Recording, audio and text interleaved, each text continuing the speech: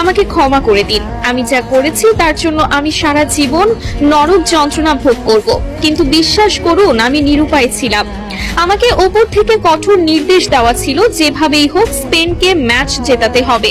আমি শুধু সেই নির্দেশ পালন করেছি মাত্র। রেফারির এই একটি মাত্র বাক্য মুহূর্তের মধ্যে পুরো বিশ্ব মিডিয়ায় দাবানলের মতো ছড়িয়ে পড়ে। সারা বিশ্বের ফুটবল বোদ্ধা থেকে শুরু করে সাধারণ ভক্তরা রীতিমতো স্তব্ধ হয়ে যান। তিনি আরো ভয়ঙ্কর সব গোপন তথ্য ফাঁস করে বলেন, ম্যাচের আগের রাতেই আমার হোটেল রুমে থাকা ল্যান্ডলাইনে একটি গোপন কল আসে। আমি ফোন তুলতেই ফিফার ভেতরের একটি শক্তিশালী সিন্ডিকেট এবং আন্ডারওয়ার্ল্ডের বেটিং মাফিয়াদের এক শীর্ষ কর্মকর্তা আমাকে পরিষ্কার ভাষায় হুমকি দেন। তিনি বলেন, যদি স্পেন এই ম্যাচ না জেতে তবে আমার রেফারিং ক্যারিয়ার চিরতরে শেষ করে দেওয়া হবে। শুধু তাই নয়, তারা আমার স্ত্রী এবং সন্তানদের ঠিকানার কথা হুবহু উল্লেখ করে তাদের জীবনের উপরও বড়সড় ক্ষতি করার হুমকি দিয়েছিল। আমাকে পরিষ্কার ভাষায় বলা হয়েছিল, যদি তুমি কাল মাঠে আমাদের কথা মতো কাজ না করো তবে তোমার পরিবারের লাশও কেউ খুঁজে পাবে না। ইউরোপিয়ান ফুটবলের ওই কালো টাকার সিন্ডিকেট কোনোভাবেই মেনে নিতে পারছিল না যে লাতিন আমেরিকার একটি দল টানা দুবার বিশ্বকাপ নিয়ে যাবে।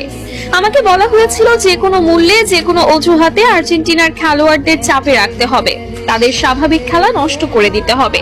কান্নায় ভেঙে পড়ে এই রেফারি আরো বলেন, ম্যাচের বয়স যখন 93 মিনিট, এনজো ফার্নান্ডেজ যখন সামান্য একটি বল দখলের লড়াইয়ে ফাউল করেছিল, তখন আমার কানে ইয়ারপিসে ওপর থেকে সরাসরি নির্দেশ আসে, এটাই সুযোগ, আর দেরি করো না, ওকে সরাসরি লাল কার্ড দিয়ে মাঠ থেকে বের করে দাও।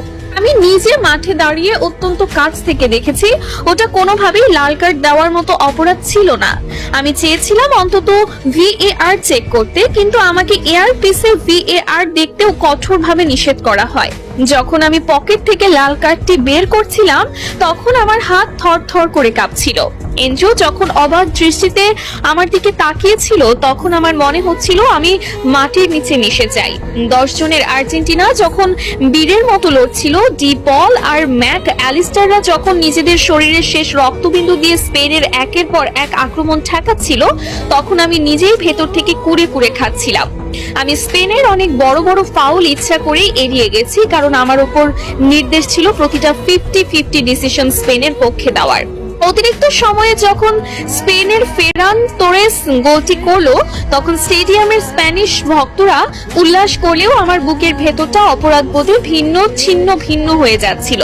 চরম আক্ষেপের সুরে রেফারি আরো বলেন, ম্যাচ শেষে যখন দেখলাম লিওনেল মেসি মাঠের মধ্যে বসে শিশুর মতো কাঁদছে, লিয়ান্ড্রো পারদেস রাগে ফেটে পড়ে হাত